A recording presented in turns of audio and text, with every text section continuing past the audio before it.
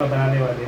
शुक्रिया करते हैं प्रभु इस मीठे समय के लिए, इस सुंदर समय के लिए प्रभु की तरह खिदमत का मौका दिया। एक बार फिर तेरा नाम इस परिवार के बीच में ले सके, तेरी गवाही इस परिवार के बीच में बांट सके और होने दे बाप कि जो वचन हम बांटे जाएं वो 100 गुना फल लाने वाले हो सके।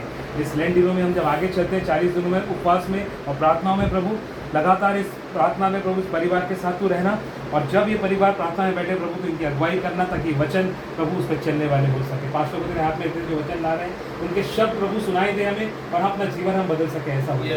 मानता हूँ इस दुआ को प्रभु यीशु के नाम से, आमीन आमीन। ओके, सो परमेश्वर का वचन आपके हमारे मध्य में जो पढ़ा जाता है वो है रोमियो की पुस्तक, उसका 3रा अध्याय और 23वां पद। Romans chapter 3 verse 23। इसलिए हाँ। आप सब ने पाप किया है और सबने पाप किया है और परमेश्वर की महिमा से रहित है, और परंतु उसके अनुग्रह से उस छुटकारे के द्वारा जो मसीह यीशु में है सेवक और धर्मी ठहराए जाते हैं। परंतु उसके अनुग्रह के द्वारा, है ना। परमेश्वर के अनुग्रह के बारे में हम बात करते हैं, जीवन के बारे में बात करते हैं, क्योंकि प्रभु यीशु मसीह का अनुग्रह क्रूस पर से ठहराए हुए वचनों के माध्यम के द्वारा हम देखने पाते हैं। तीसरे दिन मुर्दों में से उठने के द्वारा हम देखने पाते हैं उसके अनुग्रह को, और हमारे और आपके लिए अनंत काल की योजना और एक आशा परमेश्वर उसी अनुग्रह के द्वारा हमको देता है। सो ग्रेस हमारे जीवन में होना बहुत जरूरी है ना। और हम और आप जब 2025 और 26 के दौरान जिस प्रकार से हमारा जीवन रहता है, जिस प्रकार से हमने पिछले सालों में देखा है, नए साल में देखा, और आने वाले 27 में भी हम इसी बात को देखने पाएंगे, जहाँ युद्ध हो रहा है, तमाम बातें हो रही है, तमाम उथल-पुथल हो रहा है जीवन में, पर हम परमेश्वर के अनुग्रह को देखने पाते हैं, हम परमेश्वर के अनुग्रह में चलने पाते हैं, हम परमेश्वर के अनुग्रह में आशीषों को धन्यवाद के रूप में ठहराने पाते हैं। ये मौका परमेश्वर ने हमको और आपको अनुग्रह के माध्यम के द्वारा दिया ताकि हम सब एक साथ मिलकर आत्मिक संगति में जुड़ सके। और 40 दिन का विषय इसी बात को ठहराता है कि परमेश्वर के अनुग्रह में हम हमारे जीवन को बिताने पाते हैं। सो ये हमारे लिए परमेश्वर का दान है, जो कि उसके अनुग्रह के द्वारा हमको एक नया जीवन मिलता है। सो आइए हम थोड़ी सी बातों के माध्यम के द्वारा वचन के ऊपर मनन करेंगे कि किस प्रकार का परमेश्वर हमारे जीवन में अनुग्रह करता है और हमको और आपको अपने मार्गों में चलने के लिए हमारी अगुवाई करता है, क्योंकि जब तक वो ना अगुवाई करे तब तक हम चल भी नहीं सकते। हमारा 365 दिन में, हमारे 365 समय के दौरान परमेश्वर हमारे हड्डी गूदे मांस लहू को बढ़ाने का कार्य करता है। रोज प्रतिरोज परमेश्वर हमारी आत्मिक अगुवाई करता है। ये उसके अनुग्रह के द्वारा हम इस बात को देखने पाते हैं। सो आइए हम धन्यवाद देते हैं इस समय के लिए, जहाँ परमेश्वर अपने मार्गों के तहत अपने अनुग्रह में हमारे जीवन को लिए चलता है। अब क्या लिखा हुआ है हम पढ़ेंगे इस बात को, पहली बात को समझने के लिए 1 तीमुथियुस उसका 2रा अध्याय और 25वां पद। 1 तीमुथियुस 2nd चैप्टर और 1 तीमुथियुस उसका 2रा अध्याय और 5वां पद। क्योंकि परमेश्वर एक ही है, और परमेश्वर और मनुष्य के बीच में भी एक ही बिछवाई है ना। हमारे और आपके लिए परमेश्वर ने जो योजना बनाई, अनुग्रह के द्वारा जो मार्ग तैयार करा, जिस मार्ग में हमको और आपको चलना है, वो है प्रभु यीशु मसीह। और वो ही हमारे और आपके लिए एक बिछवैया है, जो कि हमको और आपको अनुग्रह के द्वारा एक नया जीवन देता है। मिस्र की गुलामी में हम देखते हैं, अगर इस बात को हम समझेंगे, तो इस बात को मैं समझाना मांगता हूँ किस प्रकार से परमेश्वर हमारे लिए अनुग्रह और हमारे लिए मार्ग तैयार करता है। और एक्सोडस की पुस्तक के अनुसार, निर्गमन की पुस्तक के अनुसार अगर हम देखते हैं, उस समय 19वें पद से अगर आप देखना चालू करोगे तो वहाँ पे परमेश्वर मूसा के माध्यम के द्वारा फिरौन बादशाह को बोलता है कि मेरे लोगों को छोड़ दे। बराबर है ना। 10 विपत्तियां आती हैं, तमाम बातें आती हैं, तमाम हम बातों को देखने पाते हैं। 12वें पद में देखता है, देख मैं अंतिम विपत्ति भेज रहा हूँ, और वो कौन सी रहेगी? मौत की, है ना। मैं मौत का बादल बन के निकलूंगा, और जो लोग वो लहू लगाया हुआ होगा, जो बछड़े का जिस प्रकार से वध किया हुआ मेमने का लहू जो लगाया जाएगा और दरवाजे पे लगाया जाएगा, वहाँ मैं उन पहलौठों को छोड़ दूंगा और बाकी सबको मैं खत्म कर दूंगा। ये परमेश्वर का अनुग्रह है ना, अपनी जाति को बचाने के लिए, अपने लोगों के मध्य में कार्य करने के लिए, जिन्होंने भी उस विश्वास से परमेश्वर के अनुग्रह में जीवन के रूप में वो जो जहाँ दरवाजे पे लहू लगा वहाँ पे हम और आप परमेश्वर के जीवन को देखते हैं। और सारे मिस्र में से परमेश्वर ने उनकी अगुवाई करी, और वो चाहे मारा का जीवन हो, चाहे रास्ता हो, चाहे पानी हो, परमेश्वर ने मीठा बनाया, मन्ना खिलाया और तमाम उन बातों को पूरा किया। यहाँ परमेश्वर के मार्गों को और उसके अनुग्रह को हम देखने पाते हैं, है ना। तो निर्गमन की पुस्तक हमको और आपको मसीह के बादशाह के रूप में जिस प्रकार से परमेश्वर हमको और आपको एक नए जीवन के रूप में दिलाता है, और वो कहता है परमेश्वर और मनुष्य के बीच में केवल एक ही बिचवैया है, वो है हमारा प्रभु यीशु मसीह, जिसके लहू बहाने के माध्यम के द्वारा हम अनुग्रह में एक नए जीवन को प्राप्त करते हैं। आगे क्या लिखा हुआ है, साफ पढ़ते हैं। मसीह यीशु जो मनुष्य है, अर्थात मसीह यीशु जो मनुष्य है, जिसने अपने आप को सबके छुटकारे के दाम में दे दिया, और ताकि उसकी गवाही ठीक समय पर दी जाए, है ना। इसलिए मैंने आपको निर्गमन की पुस्तक से बताया, इस बात को ठहराया, जो लहू लगाया गया वो संसारिक रूप में भी तो प्रदर्शित करता है और आत्मिक रूप में भी प्रदर्शित करता है। पर जब प्रभु यीशु मसीह हमारा और आपके लिए छुटकारे के लिए उभारा गया, क्रूस पर से उसने बलिदानित किया, क्रूस पर से अपने जीवन को ठहराया, ताकि उसके लहू बहाने के माध्यम के द्वारा हम आत्मिक रूप में भी छुटकारा प्राप्त कर सके।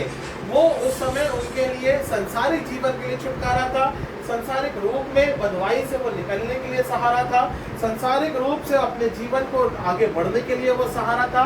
मार्गों के मध्य में परमेश्वर ने उनको संसारिक जीवन में वो कनान देश देने के लिए वो सहारा था, अगुवाई किया और सामर्थ के रूप में ठहराया। पर प्रभु यीशु मसीह हमारे लिए आत्मिक सहारा बनता है।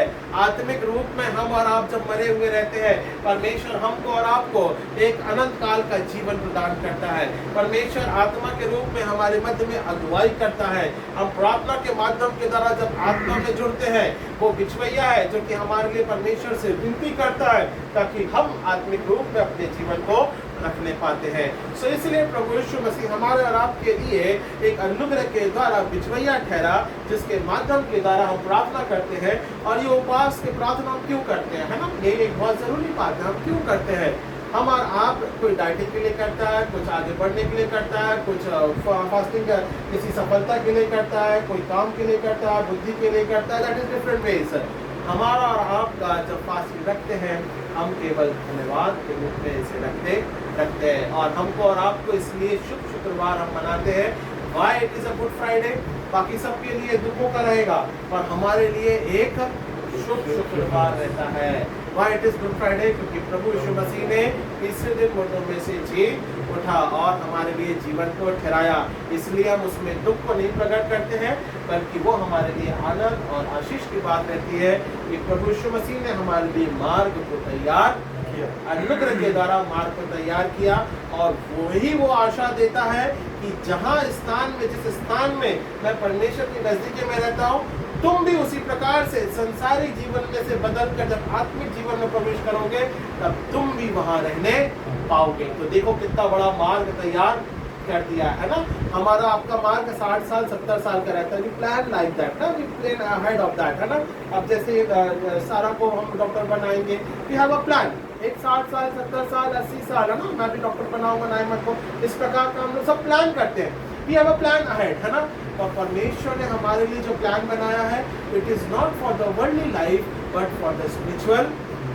अपने जीवन तक के लिए उसने हमारे लिए मार्ग तैयार किया है। सो जीपीएस से भटकना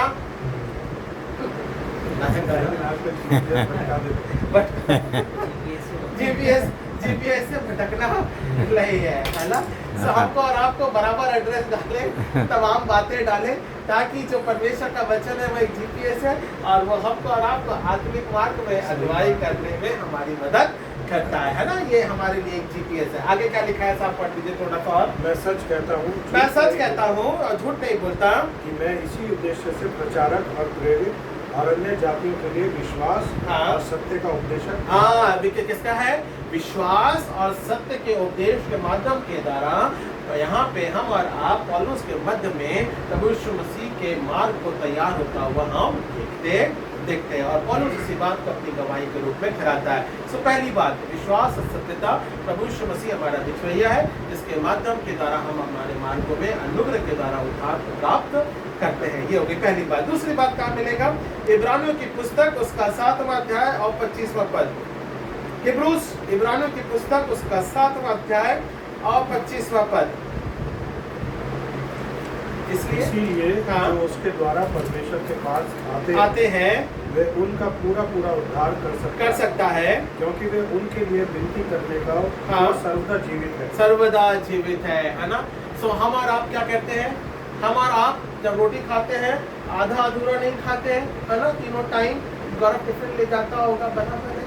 हम टिफिन काम जिस प्रकार से रहता है, आते हैं जाते हैं, वॉट एवर इट इज, ठीक है ना, चाहे जो भी रहता है ना। हम लोग सब क्या करते हैं? ऐसा खाना खाते हैं कि हमारा पेट भर जाए। सुबह का नाश्ते के रूप में मम्मी ने टिफिन दिया है, लंच बॉक्स, तो उसे पूरा ही खाते हैं, बराबर है, छोड़ते नहीं है। हाँ, ये बात अलग है, कुछ वैरायटी में अगर फर्क होगा तो बात है ना। बट व्हाट वी डू, मेरा कहने का मतलब है we fill with the stomach, है ना। जब तक हम खाते हैं, जब तक हमारा पेट ना भर जाए, है ना। सो परमेश्वर हमको और आपको आत्मिक रोटी के रूप में इस बात को ठहराता है, देख मैं तेरे आत्मिक जीवन को पूरा और पूरा और पूरा और पूरा भर के देता हूँ, उसमें कोई भी आधा कमी घटी नहीं रखता। मैं आत्मिक रोटी आधी नहीं दे रहा, पौनी नहीं दे रहा, कम नहीं कर रहा, घटा रहा नहीं, माइनस नहीं कर रहा, बल्कि मैं आत्मिक रोटी को पूरा पूरा देता।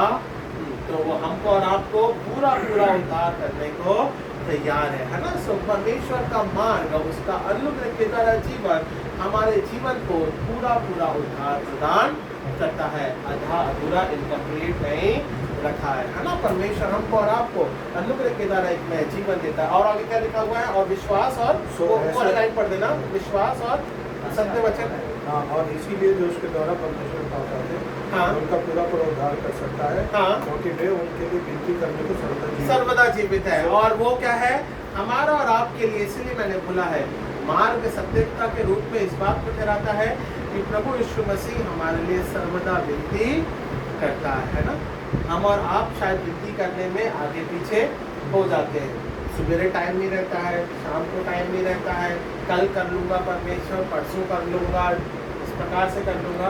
पर प्रभु यीशु मसीह हमारे लिए निरंतर विनती करता है, अनुग्रह के द्वारा हमारे आत्मिक जीवन की अगुवाई करता है। सो वो विनती करता है ताकि हमारा आत्मिक जीवन सही मार्गों में चल सके। ओके, तीसरी और अंतिम बात करके मैं समाप्त करूंगा। मेरे साथ निकाल लीजिए परमेश्वर के मार्ग के लिए अनुग्रह के द्वारा जो परमेश्वर हमको ठहराता है। यूहन्ना की पुस्तक उसका 6वां अध्याय और 47वां पद। John chapter 6 verse 37। यूहन्ना की पुस्तक उसका 6वां अध्याय और 47वां पद। 37 वर्स 37 सॉरी 37। जो कुछ पिता मुझे देता है, जो कुछ पिता मुझे देता है, वह सब मेरे पास आएगा, वो सब मेरे पास आएगा। आगे, और जो कोई मेरे पास आएगा, और जो कोई मेरे पास आएगा, उसे मैं कभी ना निकालूंगा, और मैं उसे कभी ना निकालूंगा, है ना। सो परमेश्वर हमको और आपको एक द्वार के रूप में वो खड़ा है और वो तैनात है और वो विनती करता है। परमेश्वर जिस प्रकार से हम देखते हैं, और परमेश्वर ने जो लोगों को उसे दिया है, उसी प्रेम से उनको वो ग्रहण करने के लिए तैयार रहता है ना। वेलकम। अभी कुछ समय ऐसा होता है भाई, जो पसंद नहीं होता मेहमान, उसको हम बाहर के बाहर रॉबर्ट साहब कई बार होता है। When we don't like, हाँ भाई जल्दी जल्दी कर, जो है नहीं तो रास्ते दरवाजे से निपटा दे, है ना। But the Lord has been welcomed us. मेरी बात समझो, The Lord is welcoming us. उसने अपने लिए द्वार खोल के रखा, है ना।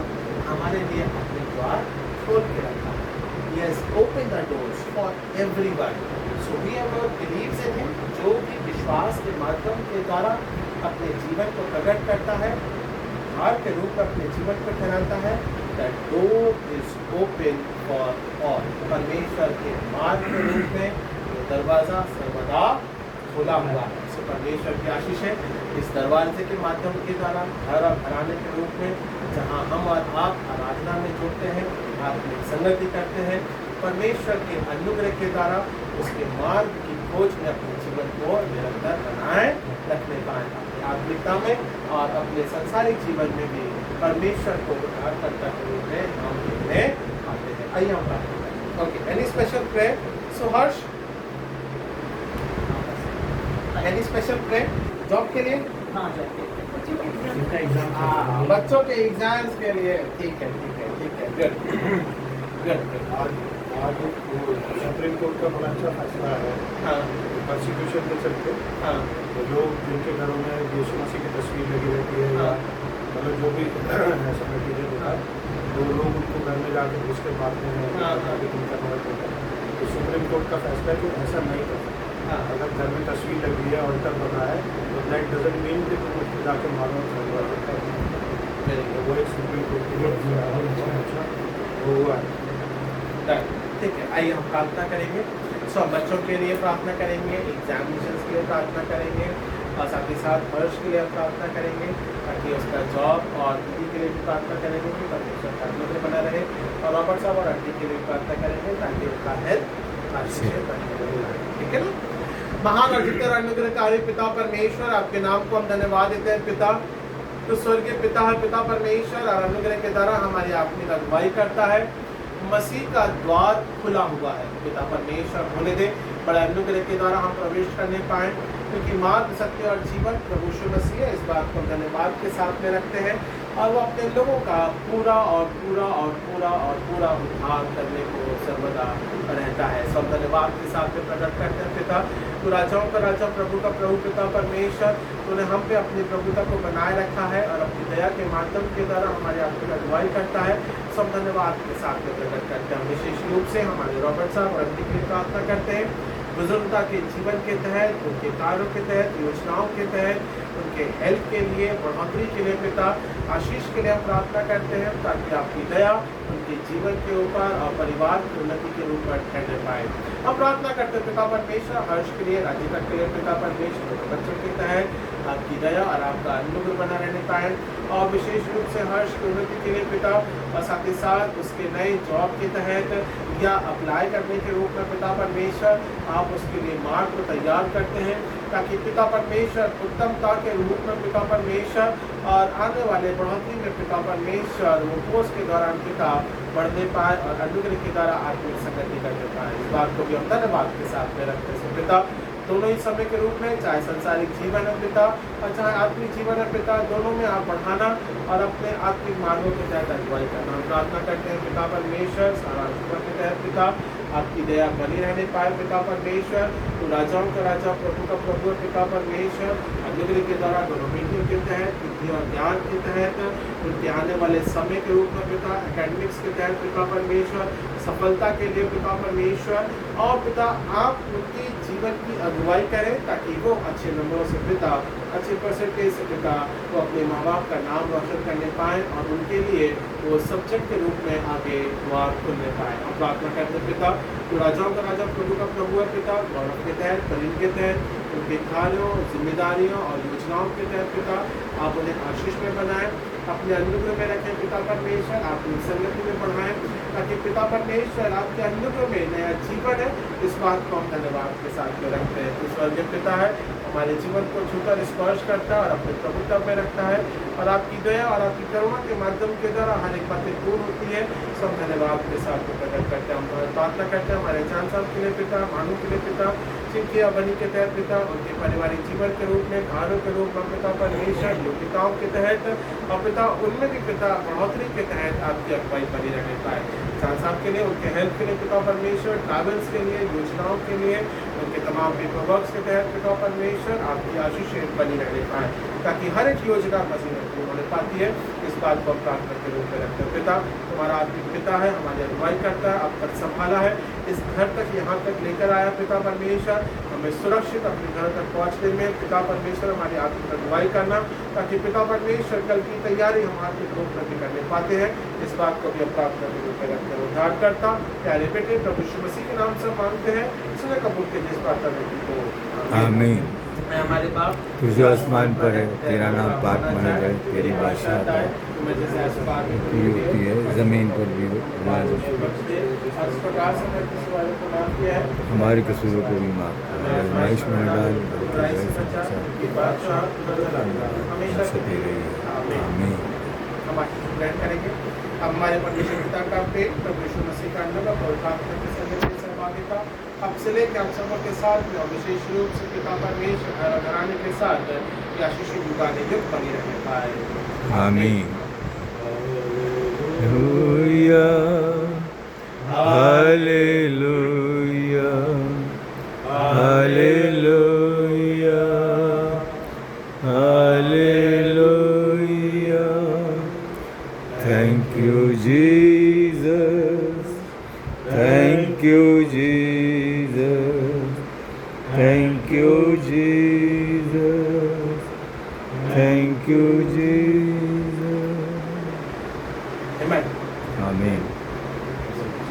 थैंक यू आंटी, बहुत बहुत आशीष होवे, बहुत बहुत आशीष होवे। Thank you, भाई साहब। जय मसीह। जय मसीह। Thank you. God bless you.